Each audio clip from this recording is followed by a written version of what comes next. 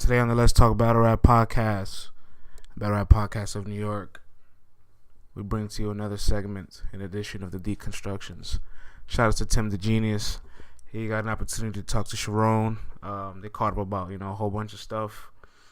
Breakdowns between certain bars, his battle approach, what he has in mind for his next battle, and, how he's still in tune with the culture even when he's been inactive for a little over a year. Yeah, man. Shout out to Tim the Genius.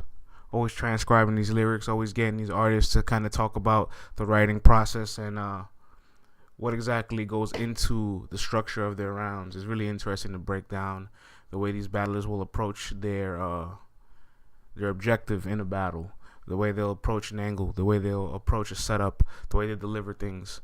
It's really technical, and it's a lot of steps behind it. A lot of preparation. Separation is in the preparation. So, hope you guys enjoy. And as always, you can follow the show on Twitter and Instagram, LTBR Podcast. You can email us, letstalkbattlerap@gmail.com. You can subscribe to the show on any of your favorite streaming platforms, iTunes, Spotify, Stitcher Radio. And I hope you enjoy. Hey, what's up, world? Tim Nelson with the Let's Talk Battle Rap Podcast. Today, I'm going to be giving a call to Charron, Canadian battle rap legend.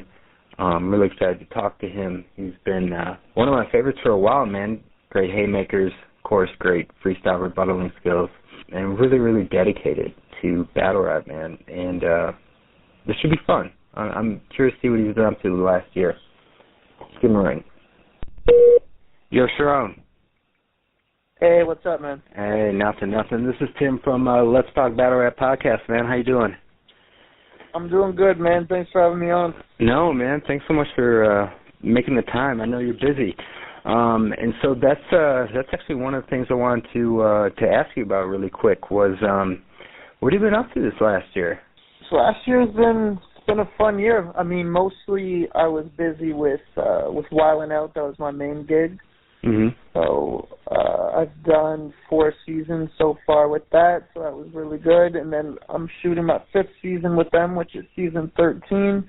And when am I shooting that? October 26th. So pretty soon I'm going to be out in Atlanta until about 16th of November. So I'll be busy with that, and then just looking for the next thing as soon as that's done. Cool, man. So one of the things we've been wondering is when we're going to get you back in the ring. So I heard a little rumor today on the Norbs It All podcast about you possibly doing an upcoming battle. Is something like that going to be happening? Yeah, I took a bit of time off this year. I didn't do any battles. Mm-hmm. I had, but it's not because I didn't want to. I can't say opponents or which league, but I had 2 battles set up this year, and both of them fell through because the opponents pulled out last second. So, I mean, I tried to battle, but I'm picky with opponents, too. I don't just want to battle anyone, and I want to make sure everything makes sense. So, I mean, I usually do about 2 or 3 battles a year. My 2 that I wanted originally this year fell through, but we have Decade coming up with King of the Dot, and if there's something with Smack or maybe ARP, at the end of the year, I'd do that as well. But I definitely want to come back for Decade, which is in December. So pretty much every interview I've done, I've asked the battle rapper about Decade. I'm really excited to see this card, and it's getting so late in the end of the year. I'm starting to get worried that it won't happen. KOTD's been so quiet this year, but the Decade card, I mean, I'm assuming they're going to pull out all the stops for this one, and I'm really excited to see who's going to show up and to see people excited about King of the Dot again in 2018. But is that something that you've been booked for? Yeah, I mean, so for King of the Dot Decade event, I had a matchup already set up, and then that it wasn't even part of the 2 I was talking about from earlier. Oh, really? This year. I had a really dope matchup set up. It may happen again in the future, so I won't say who, but it was a really crazy matchup that is so unexpected. Nobody you wouldn't predict it if I gave you 10 guesses. Really? it's definitely a really crazy matchup, and I hope it happens again in the future. And then right now, Organic and I are on the phone talking about another opponent. He said he's interested. He'll get back to us, and then we're trying to plot a backup plan if this guy turns it down. So, I mean, it's a lot harder than it looks to put together a big event, because I feel bad for Organic because he'll come to me with an opportunity that he thinks is good for me, and I'll say, I don't want to battle this guy. And then right. I say, I want to battle this guy, and then that guy says, nope, I don't want to battle Charron. So right. that's kind of what's going on right now with Decade. It's amazing. There seems to be that there's a lot of that that happens. And I remember just 2 years ago when Matt Hoffa is, hitting you up on social media being like, come on, Charron, let's battle. And you're just like, nah, you're kind of trash now, Matt. I don't think I want to battle you. And it's so wild, to see something like that. But you know what? Hats off to you for doing that, because Matt at that time he really wasn't cooking. Now that'd be a more interesting battle. But yeah, he's been cooking recently. Yeah. Well, the Av battle wasn't a real good look, but SM7 wasn't a very good look for a lot of battlers, Right.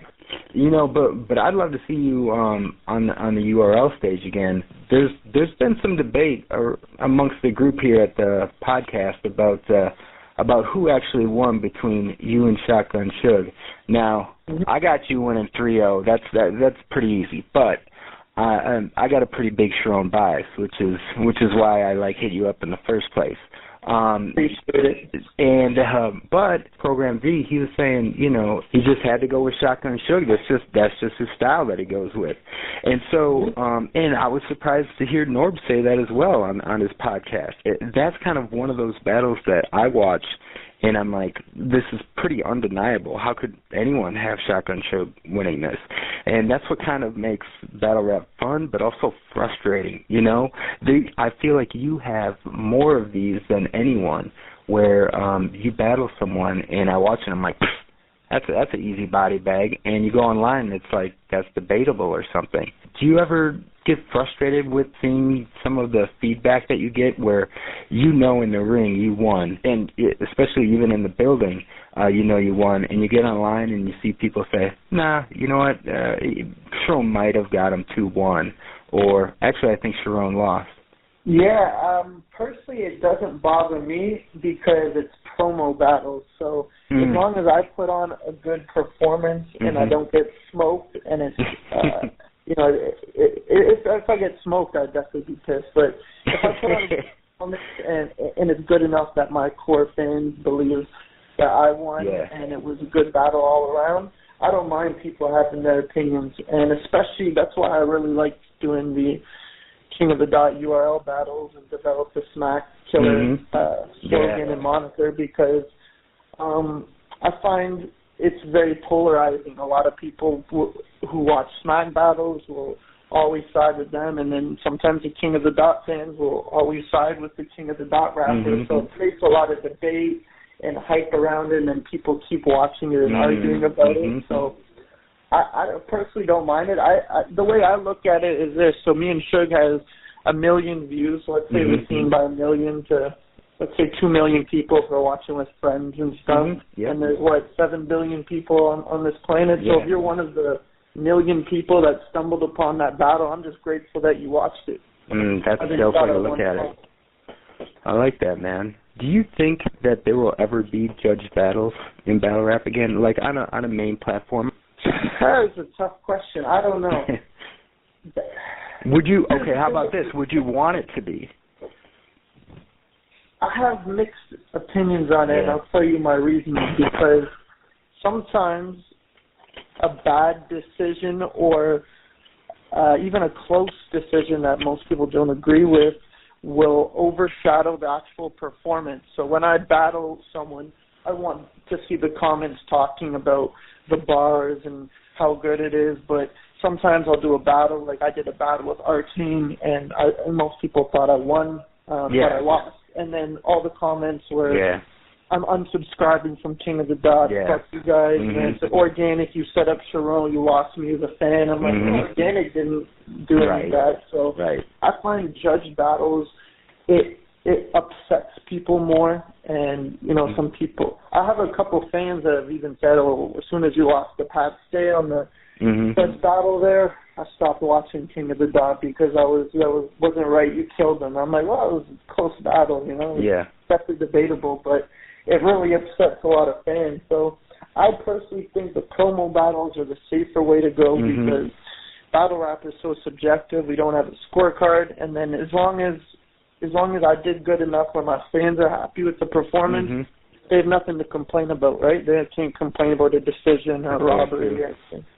That's a good way of looking at it. And I guess I've never thought of it that way, about how polarizing it really can be. And I think we also saw that with Throne and Head Ice. I remember a lot of people being, you know, upset about that and still upset about that. Or Poe Rich and Diaz versus Soros and Ilmac. There are always going to be bad decisions that really piss people off. And in some cases, rightfully so. Speaking of the Pat Stay battle, you have the distinct honor. You don't know you have this honor, but you have the honor of being in 2 of my top 5 favorite battles of all time. That's awesome, man. Yeah, isn't that great? The Pat Stay is one of them. I think that's the best title match they've ever had, and I don't know if I can't even imagine them making a narrative as compelling as that. Just kind of watching you gunning for Pat over and over and over, and just kind of watching you grow over a couple of years and just keep getting better and better. And you had this amazing. You were so driven, I think, and once you finally got there, it was very satisfying for a lot of people. The other one, though, that's in my top 5 is DNA. I'm a huge fan of like rebuttaling, and you guys just going back and forth, and and the crowd was just so amped. Personally, I'd be interested in talking about the DNA battle.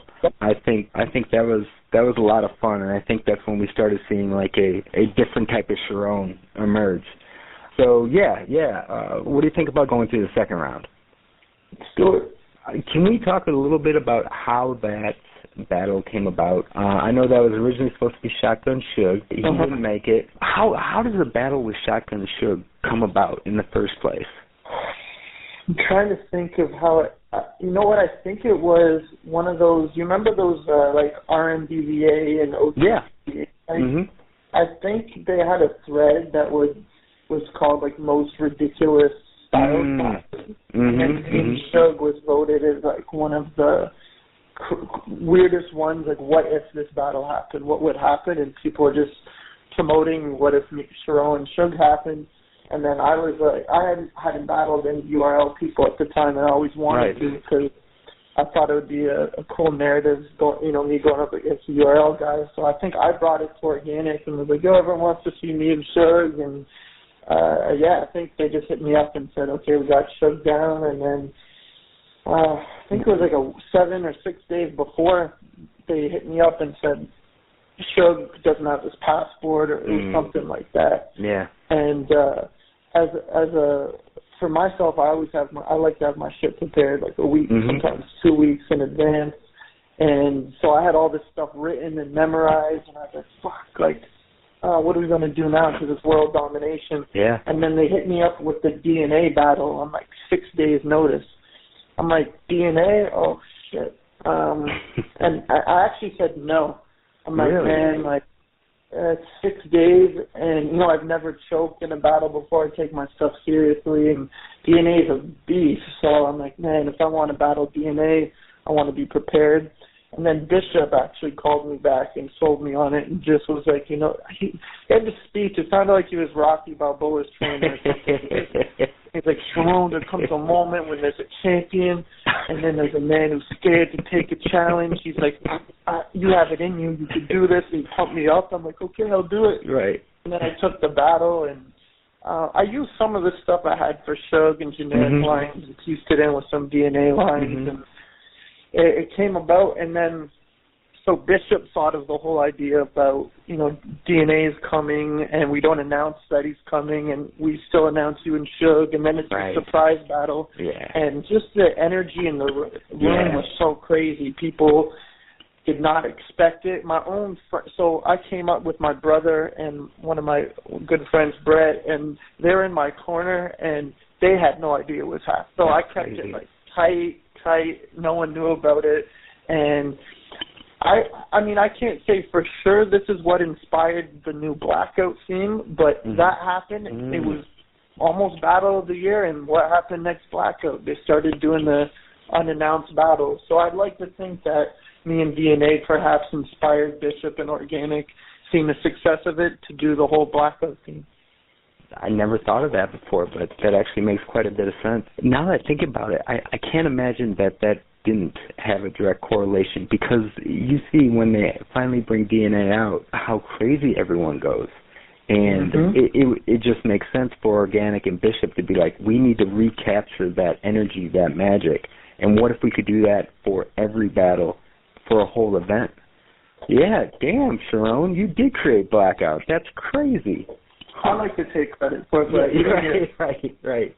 No, that's dope, man. That's dope. Okay, so DNA comes out, everyone goes wild, you do your thing. So you start in the second, and you go. Actually, let me ask this really quick. Once you have a battle, do all those bars, do those just go away? I mean, meaning like, does your memory just purge them? Yeah, they're completely out. I've even seen Anthony Jeselnik, a comedian that does the roast. Comedy Central roast. He got interviewed after, and they're like, "What was your favorite joke you said?" And he was like stumped, and he's like, "I honestly can't remember too many of them. Let me think." And he's like, "Yeah, they just kind of get wiped out after." Yeah. And pretty much the same for me. It's like if you ever binged for an exam and studied all overnight, you know all the answers, and 2 days later you don't know that shit. The Adderall wore off. It's just out of your brain. So you got DNA. I think I've heard you say in an interview that when you're crafting around or whatever, you leave some room open for rebuttal so that you don't go over time. Was that something that you had kind of planned on with this battle? Not really. I was really nervous about this one because I was piecing together stuff last second. So I kind of figured that I may have to freestyle a lot. And I remember for my second round, I had not a good closer. I forget what it was, but I told someone, I remember I was spitting some of my bars, and they're like, "Oh, your second round was crazy." And then I ended, like, "Oh, I was really whack closer." And I was like, "Really?" No. It was like right before the battle. So I was like, "Fuck it, I'm just going to go off and freestyle."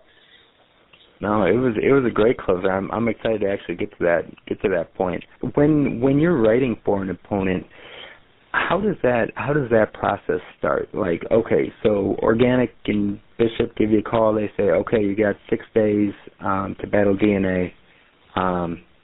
Good luck. You hang up the phone. Then what? Is it you just start writing down everything you can think of with DNA and trying to craft bars about it? Do you already have some bars kind of crafted and then you got to work it to fit DNA? Is it just, how does that whole process go? For me, as soon as the call's done, I just pace around my house and I freestyle, and then I just jot down the punchline on my the notepad version of my phone, and I'd say like within the first hour to 2 hours, I have probably like 50% of my battle, and I have one of my makers, and then for the next however time I prep, I'm just like looking at the battles and trying to find out new things about them. But I get my best stuff right away because I feel like Thesaurus would probably be like that way too. Anyone in the freestyle era, that as soon as an opponent, Thesaurus versus this guy, and then you're up on stage, like you need to have your punchlines right away. So I feel like just being a freestyler, I could get some crazy ideas right away, and then I still have to write, because the rounds are long these days. They're like 3-minute rounds, so it's like 9 minutes of material. So then I kind of have writer's block sometimes for like a week, and I can't think of anything new, and stressful, but then you just think, it's weird. Some days you wake up and you're like, oh, and then some days I'm sitting for like 6 hours trying to think of something. I can't think of one bar. What is harder? Is it coming up with the bars or trying to memorize it and perfect the performance of it? It's a great question. I'm not sure. The way I do it, so I think of all my stuff, and then I guess it's hard. It depends on the opponent, but sometimes it's hard thinking of material.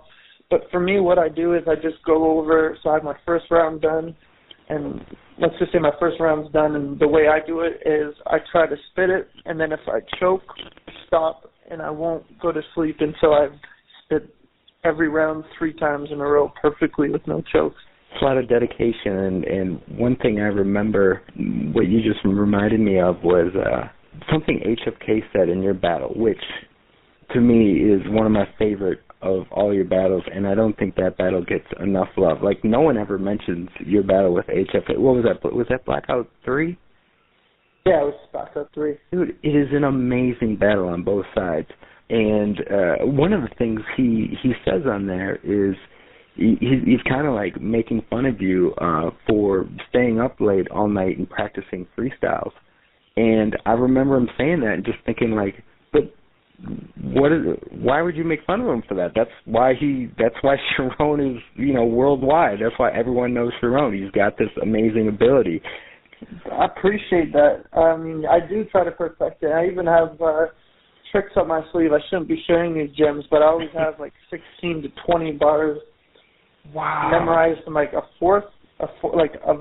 throwaway bars. Like all the bars I didn't like, I'll memorize them, put them together, and in case I choke and draw a blank, I'll just go into those. And I've had to do that a couple times where I draw a blank and then I just go into the trash throwaway bars and then just don't get out of that. But I mean, it's better than just standing there and choking. And a lot of times people never notice. I just go into those. It's happened maybe like 2 or 3 times, but yeah, I was just gonna say I know what one of those is.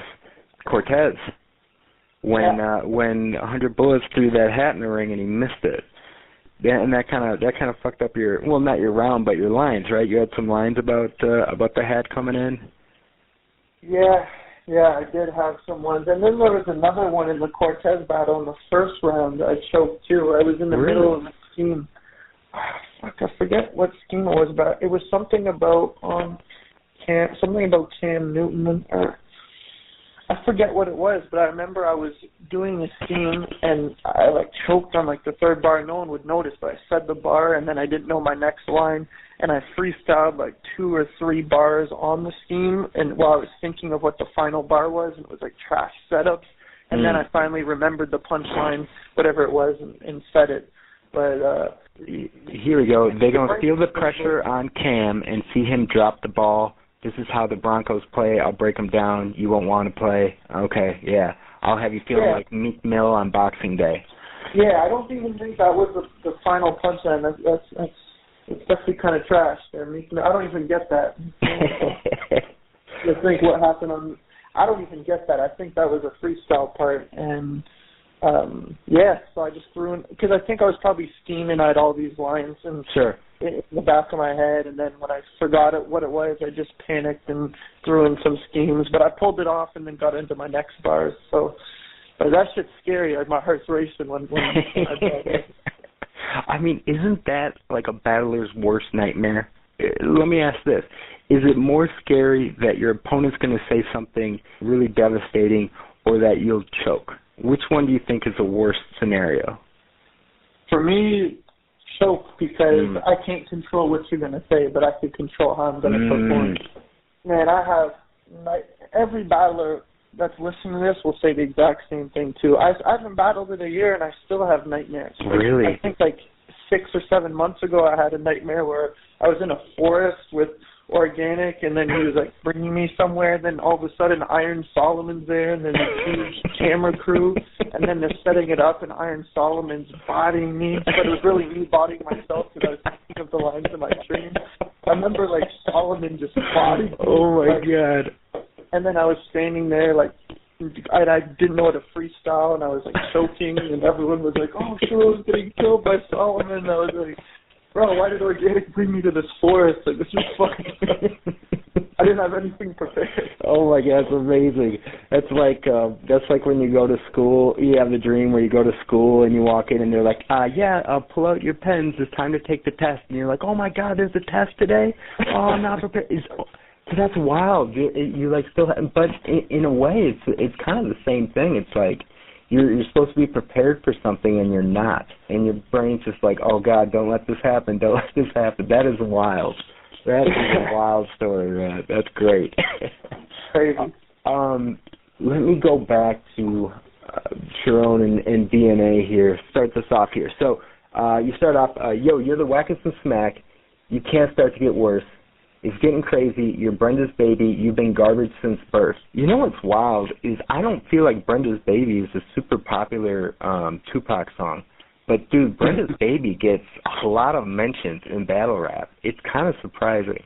Yeah, it does. This one didn't really age too well because I feel like it's been said like 15 times this battle, and I doubt I was the first person to say it. But, I mean, it's pretty self-explanatory. Yeah. People know about Brenda's Baby being thrown in the garbage. So, yeah, I mean, it was just one of those bars. With 2013, it was pretty hot. Oh, yeah. It was like a defeat bar in 2008. Right. Hey, are there any bars that you hear nowadays where you're like, oh, my God, that's got to stop. We can't be saying that anymore. I don't like when people do sir. Like if someone's like, you could get this can, sir. Of course, like, I don't call people sir, and especially if you're gonna punch someone or shoot them, you're not like, I'm gonna fuck sir up. You're saying I'm gonna fuck this dude up. Like no one's calling anyone sir. Right. All right. You ain't got no bars. That's tough. I respect Hollow, Charlie, Lux, but a lot of y'all just suck. I'll fuck Don DeMarco up. Don DeMarco, has anyone heard of Don DeMarco outside of battle rap? Is he like a well-known DJ that I'm just not familiar with? I'm not too sure. I just remember when the whole Don DeMarco thing happened, he played with Don DeMarco. And it was so crazy, and people would judge battles like, yo, I thought my man's won, but this guy got 7 Don DeMarco. That line there was actually me paying homage to the awkward line. Really? But how does that one go? Yeah, man, it was like 10 years ago. He said something, rest of y'all suck. I'll fuck Hollow up or I'll fuck someone up. But it was when he battled Arsenal. Or I think he said, I'll fuck T-Rex up. Yeah, okay, yeah, that sounds right. This guy, and but I'll fuck T-Rex up. So it was just some people like I hate when dumb fans say like you bit that from this person. Sure, I wasn't trying to disguise it. It's paying homage to his line, like just like some people have done to, let's say, he mad right now with Pat Stay lines and flip it, you know. So. Oh my God! What about look at me, I'm killing you? You know, I've heard that in a bunch of battles. Right? Yeah, I try to say that every battle. I mean, that shit was crazy. So yeah, I was doing that line, and it's funny because Don DeMarco, I said that line, and he got really pissed. I remember beating me, and he's like, "You will not fuck me up ever." Blah blah blah. See me, and I was like, "It's just a line, bro." And then when I got, do you remember when I got excluded from the cipher? From the So when that went viral and it was posted, Don DeMarco retweeted it and said, "Look what happens when you diss the DJ, inside moves." And I'm like, Don DeMarco, you did not kick me off the beat. You had nothing to do with me not being on the site. That's amazing. So it was something aligned, like that's what happens when you diss the DJ, inside, more connected than you know. So I thought it was funny. That's hilarious, man. Come on, man. I feel like Don DeMarco, like that name was just everywhere for a while. And no one knew who he was. They just would hear his name. As far as I know, that was the first time I ever heard someone like talk about Don DeMarco in a round. And I think that's what made that line hit so much. That's great. Yeah. This chump battle Biz, some doesn't matter. You tricked him with the Canadian gimmick. The way you function is backwards. So that right there is when they battled. And it was the third verse, right? Where DNA's like, what'd you say? All Canadians are faggots? What? Something like that, right? Yeah, actually, I really liked the way DNA did that. No, but I he just did had to it great. pretend I didn't for the battle. No. Is that something that happens every once in a while? I don't know if you really. Well, okay. So HFK. I mean, you guys are friends and you guys battled. Were you like writing out lines and being like, "Oh, this is gonna hurt me to say it more than it hurts him to hear it"? For HFK, we kind of we're like, yo, there's a couple ways of doing this. Do we just keep it rap, or do we go like crazy personals? Right. Or what do we do? And we're like, okay, let's keep it rap, but let's I think we set a limit of like 2 or 3. I'm like, let's put out 2 or 3 crazy fake personals. HFK and I love trolling people too, you know. So we're like, all right, let's put together like a couple of crazy personals and fake ones. And I honestly forget what they were. I think it was just like we thought of crazy punchlines, like a certain situation, and then just like added the opponent into it. But we just said, fuck it, let's just do fake personals. So do you still keep in touch with him? Yeah, I haven't seen him for a couple of years, but I did when we were doing the Wild and Out tour. We did a show in Toronto, and HFK hit me up and said he wanted to roll through, so I put him on guest list and kicked it with him, and he was doing good, man. He's got a good job now, and he's just doing adult things, and he wants to be on King of the Dot, but apparently, he's not really being booked, so. Right. He doesn't really want to do GZ battles. Right. It's kind of a downgrade for him, especially since he's battled me and Pad and a lot of big names. Disaster. And, I mean, for a minute there, they were talking about him being a chain contender. I miss HFK. I thought he was hilarious. I just miss, I miss kind of that just fun style. So, you guys on a 2-2 were hilarious. You against Fresco and Real Deal were fantastic. And, again, like you were talking about how you kind of got screwed with the judging of the Arcane battle, I think people were upset about Polrich and Diaz, quote-unquote, beating you guys. And how wild would that have been to have you and HFK go up against Ilmac and Thesaurus? Oh, that would have been so crazy. But I guess it's just the way that it works because a lot of people thought Real Deal and Fresco beat us. So I think both matchups were close, and it changes the narrative of a lot of things, like what would have really happened if me and HFK went up against them. I mean, most likely I would have said Thesaurus and Ilmac were the favorites to win, but look what happened with the Polrich and Diaz battle. Right. I still thought Thesaurus and Ilmac actually won. No, and I think everyone does. And speaking of GZ, I mean, Polrich ended up, he was, 2-time champ, and he ended up going back down to GZ. I don't even know if he still battles. I think he battled Bonnie Godiva, like, earlier this year, maybe late last. I think so, in Ottawa or somewhere in GZ, but, there's a transition there where King of the Dot was all, like, it actually started off being just like fat jokes, racist jokes, pedophile, like it was just a comedian fest, and then it slowly transitioned into where bars were more accepted than jokes, and that's where I had a bit of a fall off period. Like I lost 100 bullets, and all that happened when the bars took over, and HFK and Polrich were a lot of jokes too, so I guess they had a harder time making the transition, but I just kind of woke up and was like, okay, this style is old, it's played out, got to move on to what's happening right now. So I just worked on, getting better bars and delivering what the modern format wanted to hear. Was that like 2013, 2012, 2013? So you lose the 100 bullets, and do you just kind of go back home and say, all right, I need to change my approach? Yeah, I lost to Johnny Storm. I was like, just did a bunch of racist jokes that didn't work, and then I battled bullets, and my material wasn't landing, and I was like, fuck, I fell off. And then right after that, I just was like, okay, I need to fix something. Obviously, something's not working. It's getting stale. And then right after that, I battled Manas, which turned out really well. And then I battled HFK and Unanimous and DNA, I think was right after that. So I just kind of found my groove. But that's the way it needs to happen. You know, you learn more from your losses, so they're all healthy. One battle that you had in there was Ilyak. And, oh, yeah, that one in Australia. And that battle is amazing to me. The Rap Battle subreddit, every Thursday they do a Throwback Thursday where they go and write up about a famous battle or something like that. But recently they said, hey, you know, how about we do a battle that not a lot of people have seen? And I suggested this battle. I suggested Charron versus Ilyak. And Charron, it is the funniest fucking thing I've read in years.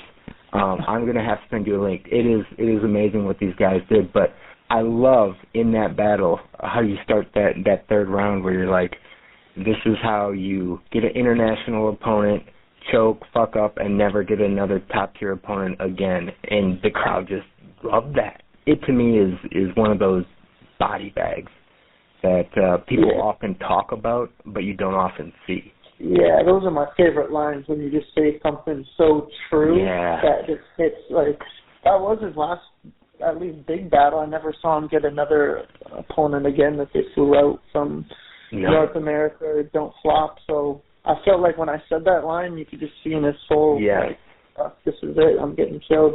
And that's what I love. At the end of the day, it's all love, but coming out here to catch a body, you know. And I feel like that term gets thrown around a lot, but in instances like that, I mean, yeah, you're right. You know, he's standing there being like, I'm getting fucking murdered here, and he just wants to get off the stage and go home, you know. And what's interesting about that is you just kind of have a run with some of that. I mean, I feel like you kind of do something similar like that to Arsenal.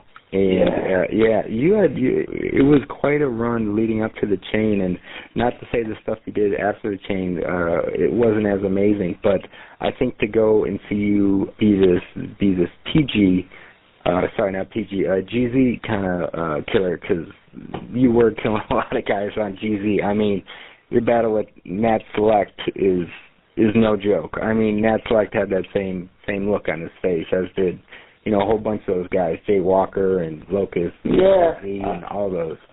I felt like I wasn't really being pushed to my full potential. So that's why, I don't know, but maybe they were just waiting to help me grow. But I was catching a lot of bodies, and I just really wanted the top tier look. So that's why it's funny we're talking about that in the DNA battle, because that was really my first top tier battle, and I always told Organic and all of them, I said, hang with the top guys, put me in. So that's why I was really excited that the DNA battle turned out like that. And that's great, because so many things opened up after that.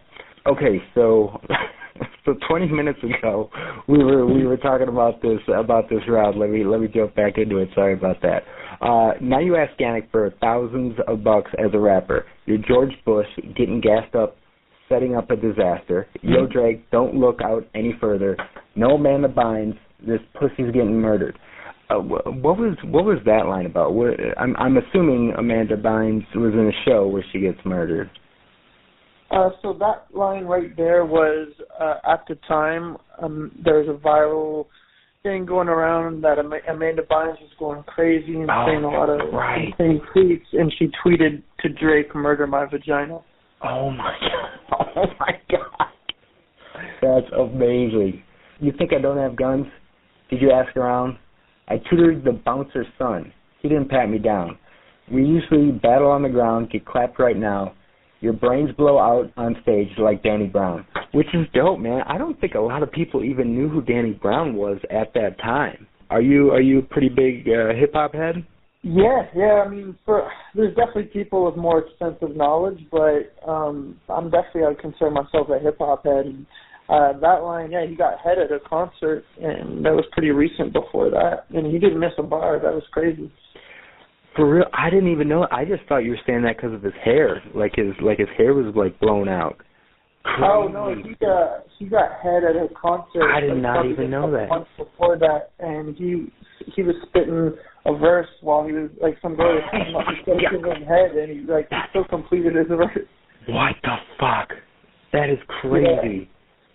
So I think about that part there, because that was our first stage battle. I didn't know what the venue was or we're going to be on stage. So usually we're just in the pit, but now we're on the stage. So I didn't have like fully constructed rounds really for DNA because it was so last second. So that was just one of the lines I threw in there, and I don't think it got crazy reaction, but I thought it was dope considering it was like a bit of a freestyle line and the whole Dave round situation. But yeah, you can look that up. You don't see anything, so it's fine. But you could definitely see some girl like going in while he was spitting his words. It's amazing, man. Okay, I'll step to you for the revenue. It's a stomp down, no effing crew. I'm sending troops to execute, head removed, mid-air resembling a red balloon. Exit wounds, put you on ice while I'm next to you. The ending of the 22 is getting hotter than the Titanic engine room. How do you come up with bars like this? When you are kind of in this zone, no effing crew, the execute, the red balloon, exit wounds, I send you, like, all these lines that are coming together. When you're writing, do you come up with a line and try to fit more rhymes within that and try to make like tighter rhymes, or is it something kind of punchy, or is it something that kind of happens naturally? How does that work? So I think for this one, I had masked up like MF Doom was going to be like the final punchline, but I was like, oh, it's not really too complex or anything. But then all of a sudden I just started freestyling. I was doing the exit when checked it, you da mask up, and I was just freestyling like, oh, I could flow this really crazy. And it's not really my thing where I switch up cadences and patterns. So I don't know, I just started scheming on it and thought of everything. FN Crew is one of the most famous Canadian brands, so it's Stomp Down, and it's EPHIN, so that was another one in there. Organic, I thought of that one because Organic and I were just on tour in Bishop and Gully doing the King of the Dot tour across Canada, and FN was like the sponsor for the whole tour. So yeah, we had that one in there, and I don't know, I was just scheming and freestyling, and I just kind of thought of that flow, and I thought it was kind of a crazy flow, and I just thought of a lot of things that rhymed with MF Doom. Now, one of the things, I'm not sure if this line is right, but this whole part starts with, I'm in an aggressive mood, and then what do you say after that? So I'm in an aggressive mood, let's say, and I'll step to you and dentist, dentist tooth. Okay. So I'm in an aggressive mood. I will dent his tooth, and I'll dent his tooth and send this dude to another dentist room. What does it say on yeah, so that's the thing. I mean, I think the crowd's going crazy. You're going fast. I think it's kind of like hard to hear, but. I'm in every special move up on Tekken 2, hitting with the force of a Mack truck, masked up like MF Doom. And so when you're practicing that, do you know that's a room shaker? I didn't really. Sometimes I don't know. Like I remember when my biggest surprise for a room shaker ever was the Sioux Surf gun charge bar against K-Rock, because I had this whole angle about him being loyal to Smack, but he should really be getting his money in other avenues and stuff. And that wasn't even like my final punchline. I think on that scheme was I'd rather get smacked by Shine than all my shine to Smack. And I thought that was, and it was like it got good reaction, but it didn't shut down the room. But then the Sioux Surf gun charge line really popped off. So sometimes you don't know. The MF Doom one, I just remember I'm like, yo, I'm gonna be rapping like I've never rapped before, and I'm going to put in so much energy, and if this doesn't pop off, it's going to be mad awkward because I'm delivering it like it should pop off. Man, yeah, I'm looking at this here. He posted, my loyalty is with Smack, no other leagues worthy of these gun bars. Delete, disappeared quicker than a Sioux Surf gun charge. You had so many lines in that K-Rock battle, dude. Your first in particular is crazy. You have amazing lines in there that people didn't even catch. I'm trying to remember what it was like. It was a geology one or something like that I thought was. He's a geologist. To break down every part of rock. I think. Yeah, but he's a gangster. He really sparks the Glock. Since he's a G, I'll adjust to break down every part of rock, geologist. Oh my God. Yeah, and I remember I said now they could CI got more heart than rock. You know, yes. CI, Central Intelligence, got more heart than rock. Oh my God, man, we're gonna have to go through that someday. Okay, all right. You got too much shit here, man. Come on, DNA, get in the loop. I'll toss your mother in a pool, vegetable soup. Now, you know what's so far? I don't even know where the DNA mother thing comes from. I'm sure some battler said it to him. Was that T-Rex or something like that? He made something like that? Yeah. Okay. But man, poor DNA, man. Poor DNA's mom. She gets made fun of all the time. She probably has no idea. So that's a great lie. And to expand on that, so yeah. I had that whole MF Doom scheme that was really, really long. Like I took out probably another 10 to 20 bars in there.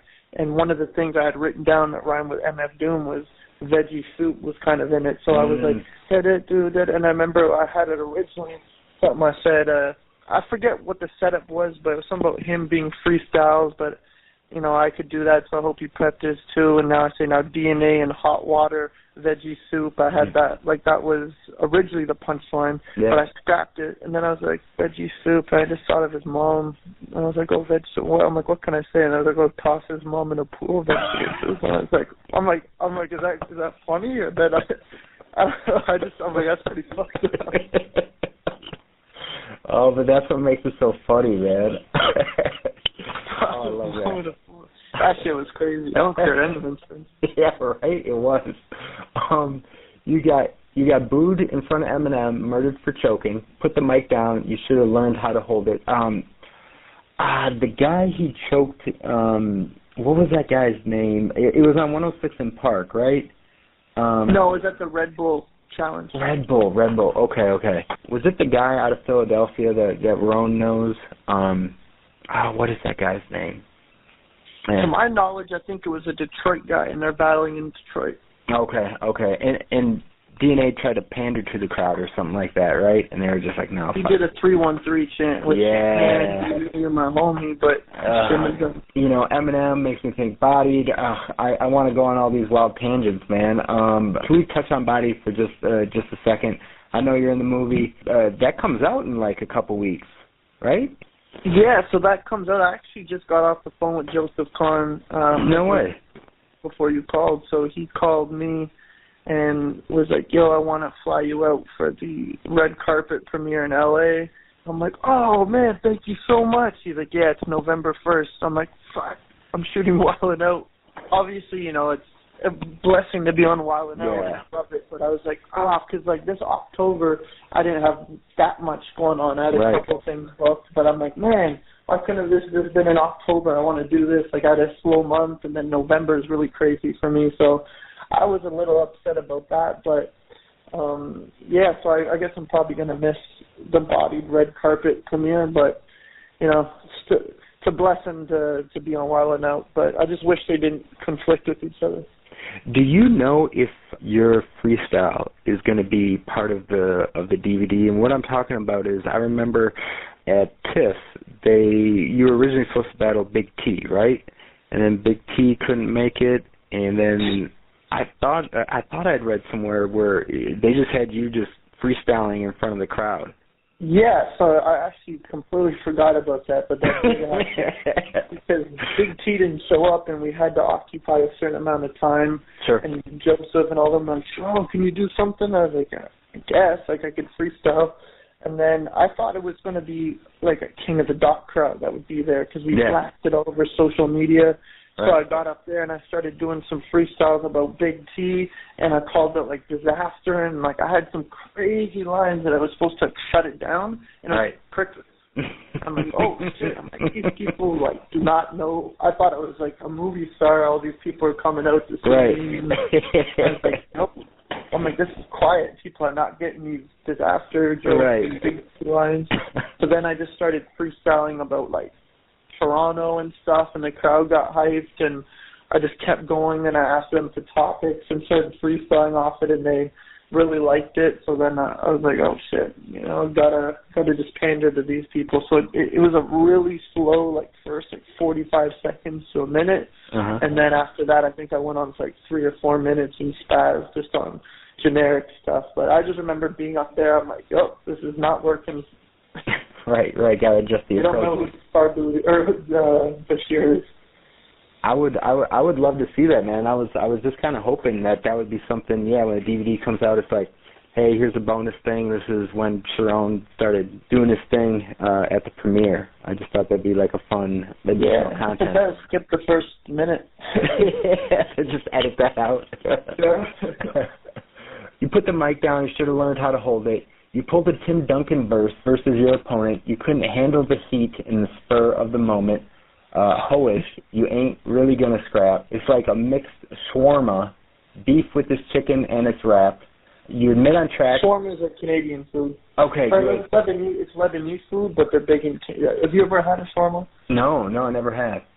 So it's Lebanese food, and it's pita wrap, and then there's beef and chicken you could get as like the flavors, but you could.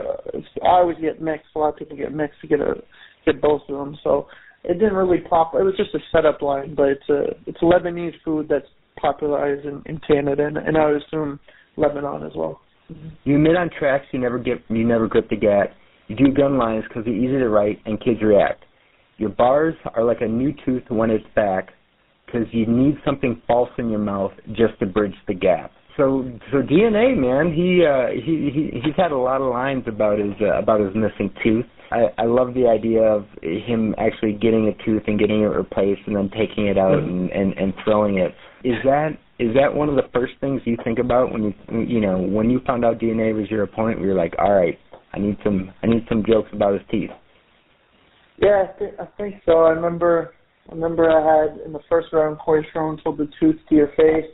I think that was the Bridge the Gap one was one that I had. I think the lyrics were your bars are like your tooth when it's back. Cause forget what it was, but he took his tooth out and then he brought it back in. So yeah. I was just saying like false teeth. You need something false in your mouth to bridge the gap. Ah, so good. Thanks. Yeah, that was I guess the big punchline in that scheme. But yeah, definitely when I some people say I'm very predictable, and I mean for the most part I am, but I'm not going to try to say I'm not.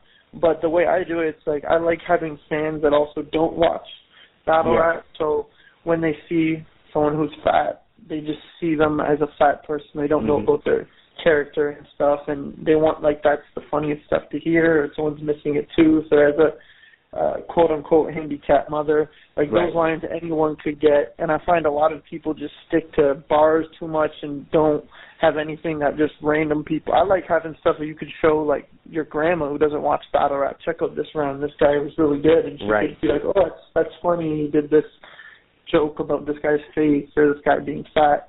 Like Pat Stay does a lot of that too, and I find I just like having diverse range of fans, not just all battle rap fans. I'm glad to hear you say that, and I actually wish that there were more people with that mindset, because my whole thing is it's really hard to get a new person into battle rap, because battle rap is like, I don't know, it's almost like a soap opera in the sense of like if you start watching it today, you're not going to know about the history that's happened in the last 10 years, and so when people are talking about things, it's going to make no sense to you.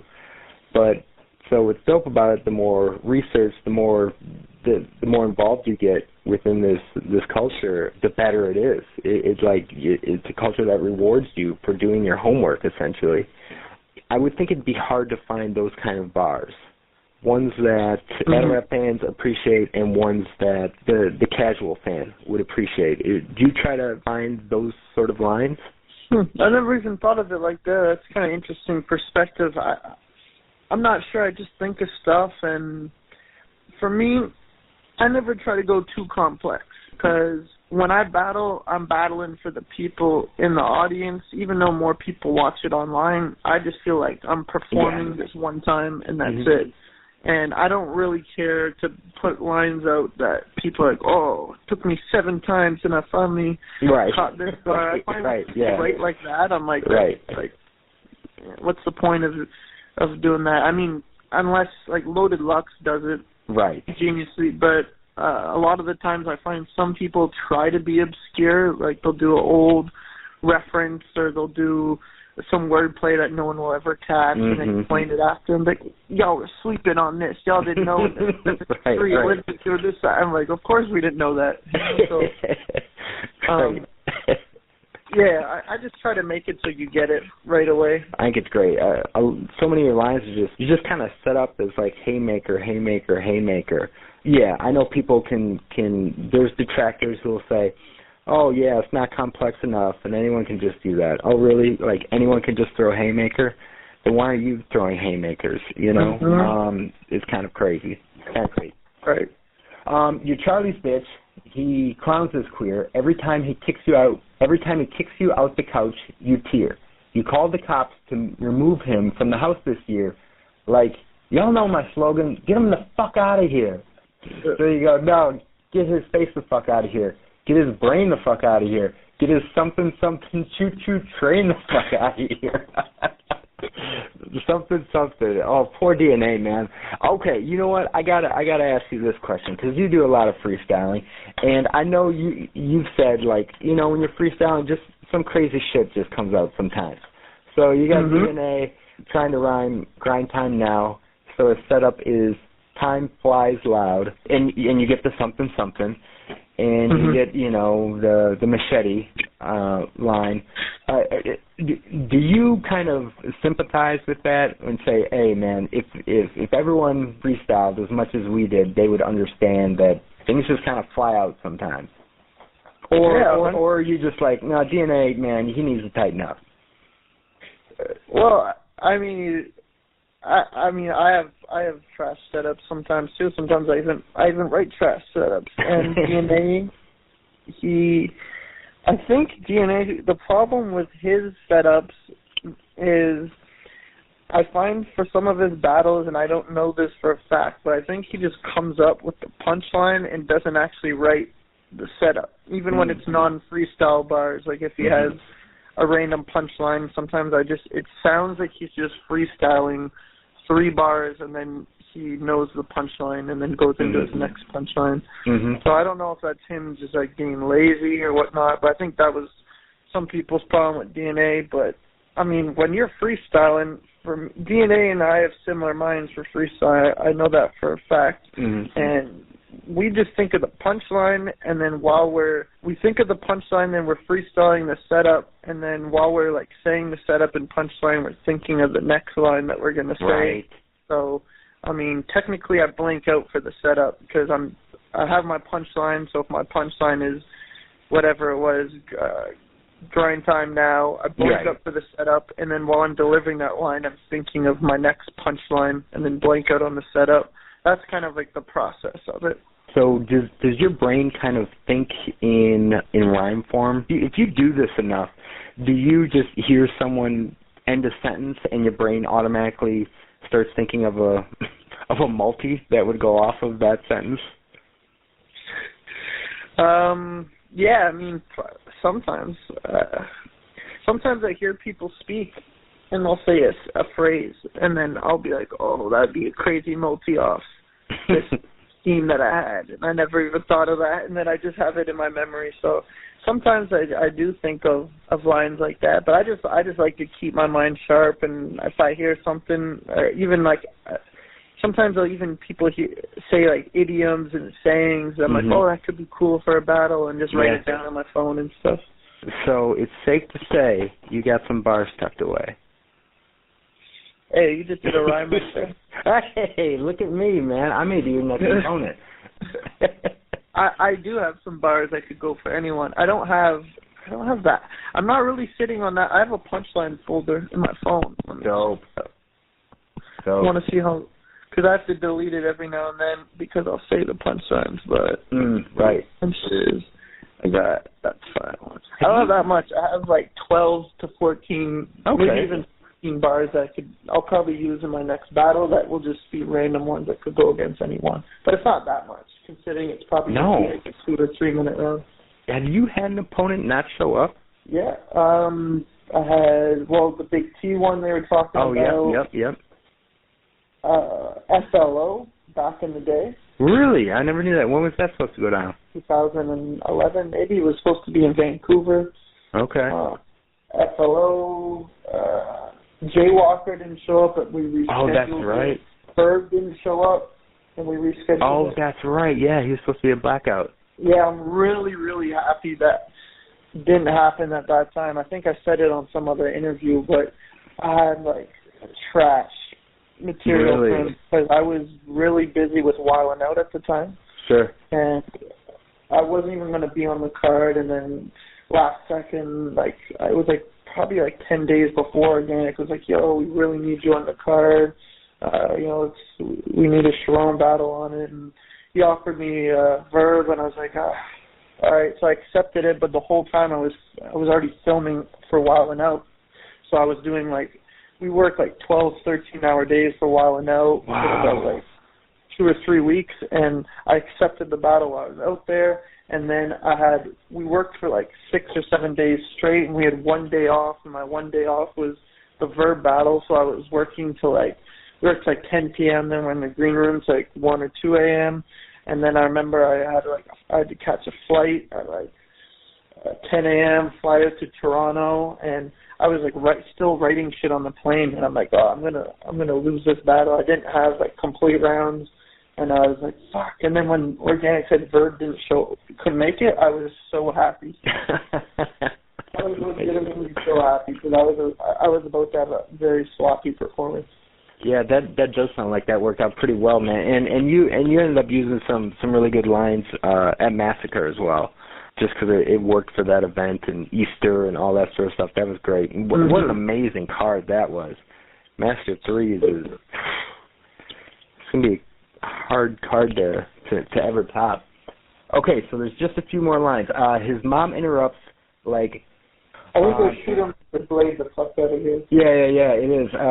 So get his something choo-choo train the fuck out of here. His mom interrupts, shoot him with your blade the fuck out of here.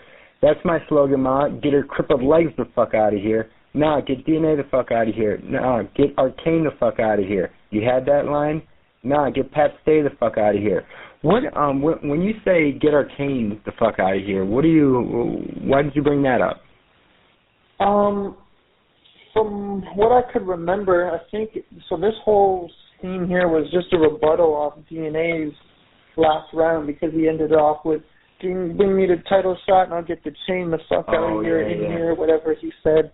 And in my mind, I remember, at least at the venue, I thought I lost round 1. I just remember gauging audience reaction. I'm like, okay, I think maybe I lost that round. So I'm like, round 2, I'm going to have to go off, and I didn't have a crazy closer. And then he ended off with the whole chain the fuck out of here. So then I was just going off on this whole tangent here, and I was like, okay, I'm going to flip. Because I didn't rebuttal at the beginning of the round. I'm like, okay, I'm going to save that for the end. And, yeah, I just was thinking of all the rebuttals off of his whole scheme, the chain the fuck out of here, Arcane the fuck out of here. So I added blade and train and whatever else I said in there. Yeah. At the end, I just flipped it towards I need the title shot. I'll get the chain the fuck out of here. So I just flipped this whole line on him. Yep, I just rebutted his whole line. Get DNA the fuck out of here. Give me my title shot, and I'll get the chain the fuck out of here. I think that's an amazing way to end the round, and the crowd fucking loved it, man. Yeah. Well, how did you feel when you went home that night after that battle? I felt like Charron 2.0.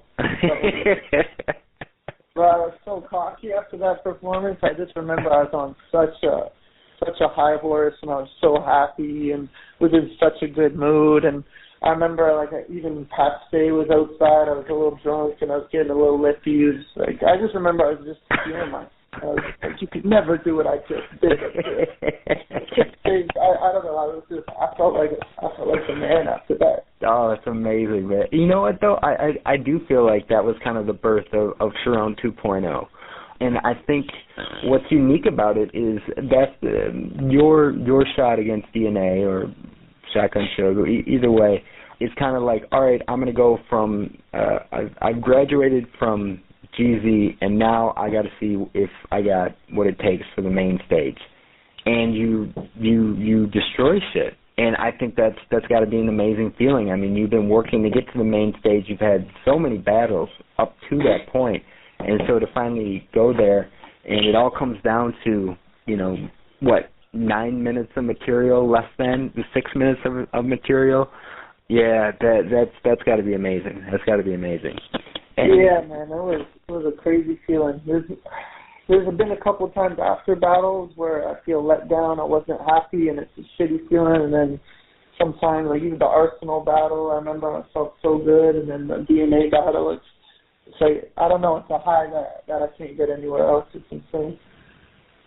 I would think so. I mean, you guys are so close to the crowd. Everyone's screaming. Yeah, I think it would be hard not to battle if I were you.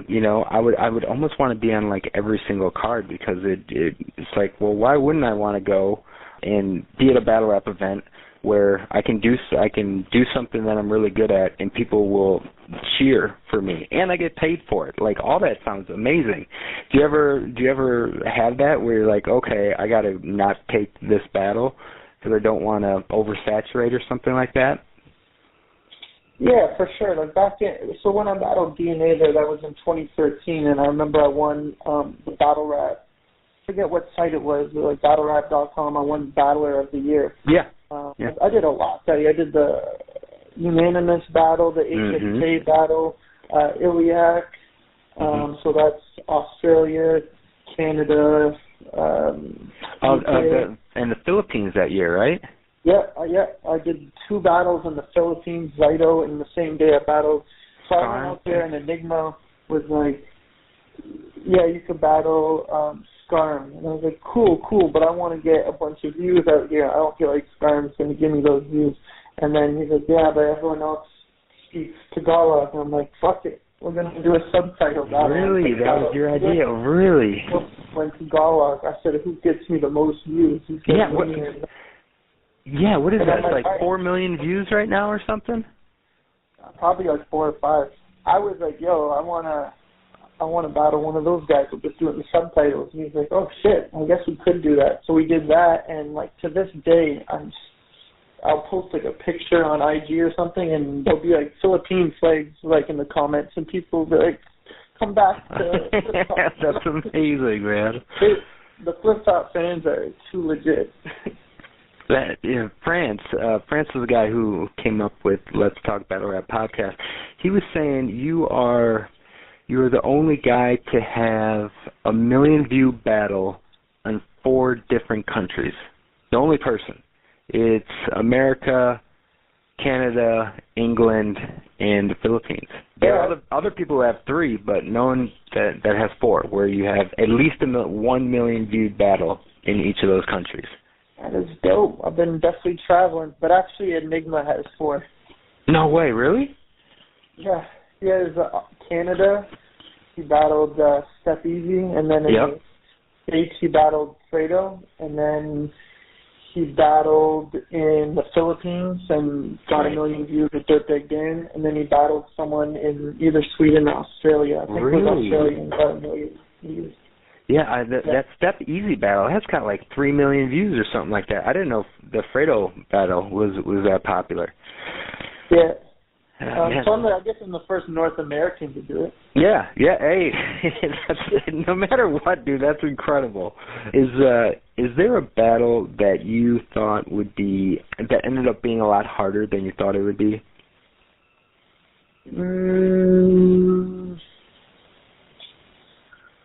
Trying to think. I'd say Cortez. That's good.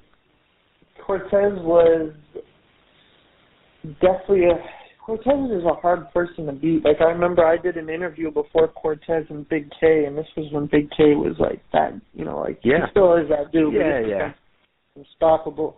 And I said, Cortez is going to beat Big K, but Big K is better than Cortez. And everyone was like, what? That doesn't even make sense. And I said, just watch. And Cortez, in my opinion, did win that battle. Yeah.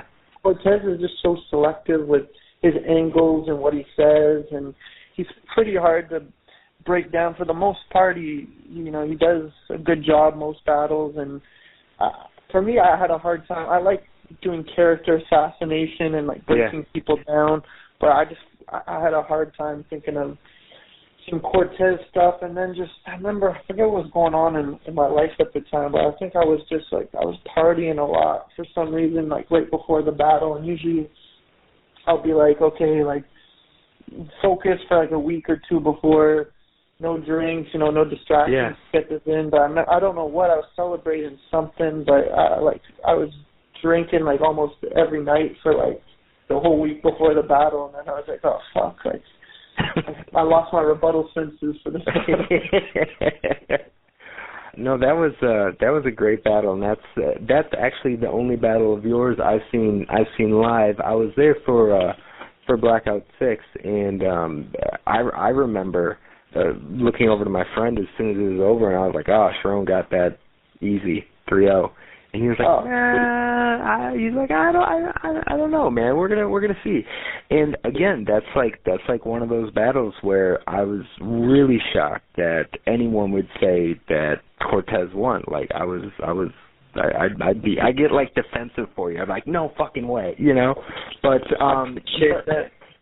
But those things kind of happen, man. And you're right. I mean, with battle rap being so subjective, I would love for there to be a way to just be like, nope, this guy won, and here's exactly how I can explain how he won. But I mean, that's never going to happen. Yeah, it's hard to do. And also, there's this transition from in person to camera that it's different battles. Like I know for myself, live, I'm way better. Like people see me live, and I project a lot. I have energy. I have like moments that work so good within the crowd in the moment, like a spontaneous freestyle rebuttal. And then when you go to camera, it just doesn't transition as hype as it did live. And Cortez looks way better on camera because he's a very polished rapper. His cadence and everything is better. Like he's an actual better rapper than me for sure. And then on camera, it sounds way smoother. But live, it's just not as exciting for the crowd to hear. Right. Well, hey, Charron, I'm going to wrap this up. They're calling time on us here, but thank you so much, man, for taking the time. This is really amazing for me to be able to sit down with someone who I consider one of my favorite battle rappers. Really looking forward to you coming back, man. Appreciate it, man. Yeah, thanks for all the support. And, man, this is so crazy because it's been over a year since I guess I battled Serious Jones in October or something. Mm-hmm. So it'll be over a year by the time I battled, and never since I started battle rapping in 2009 have I ever even taken like maybe 6 months may have been my most time off. Like it was just pretty much the whole Wild 'N Out thing happened, and I wanted to milk that, do the Wild 'N Out stuff and just build more hype for my return. But I'm telling you, my sword is still sharp, and when I come back, it's going to be. I'm hoping that I could come back and do something I haven't done before, whether it's maybe even switch it up a bit, but I want to come out there and people say, like, I've never seen this type of Charron before. Mm-hmm. So I don't know how I'm going to do that, but I want to do something that they wouldn't expect. In a weird way, you're kind of like KOTD's Tay-Rock.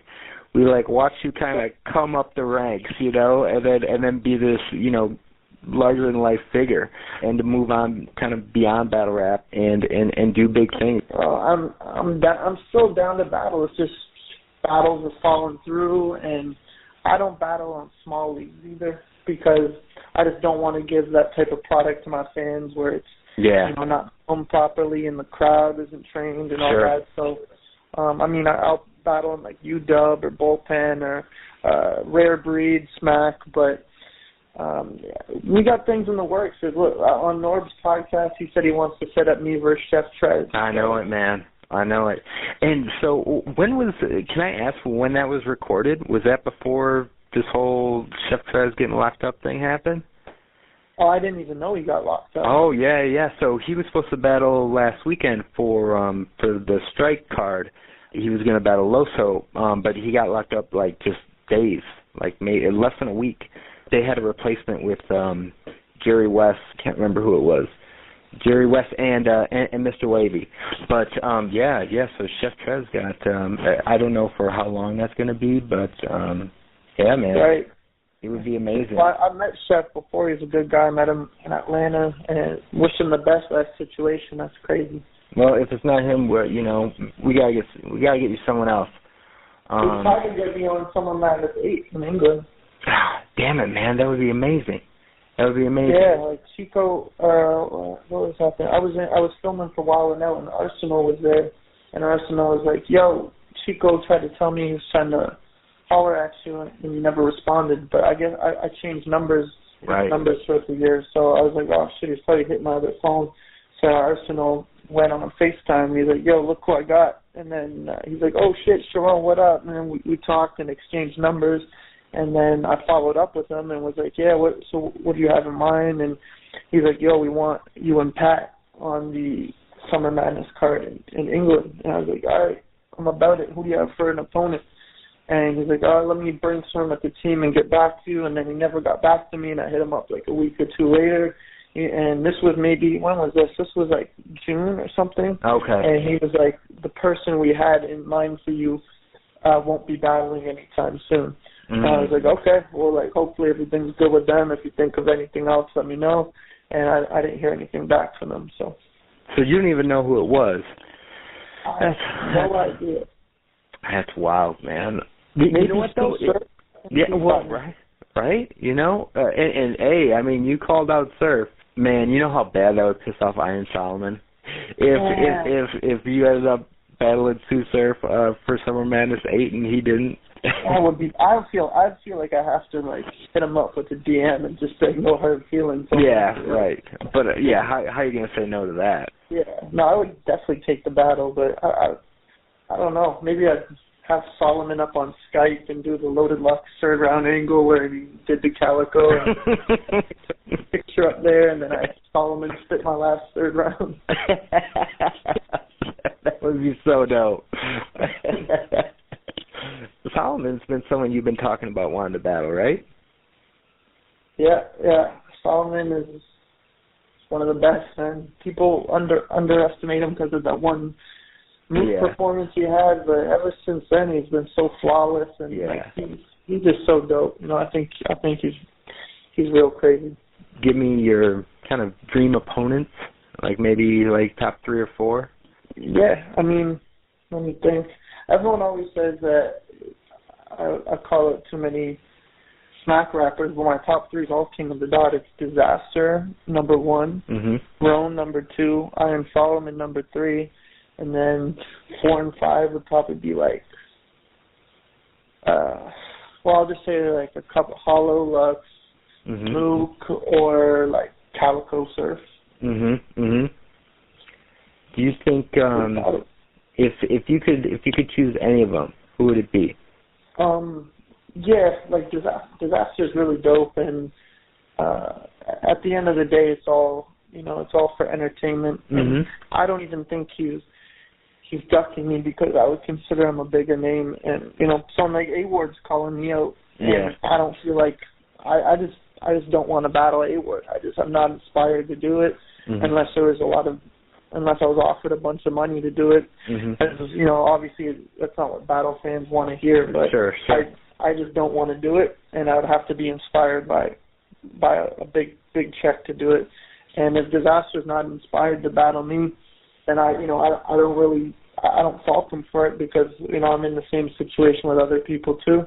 But I'm still building hype for it, just in case he ever one day wants to do it. I just feel like it would be a crazy battle. So I just got to keep the narrative going.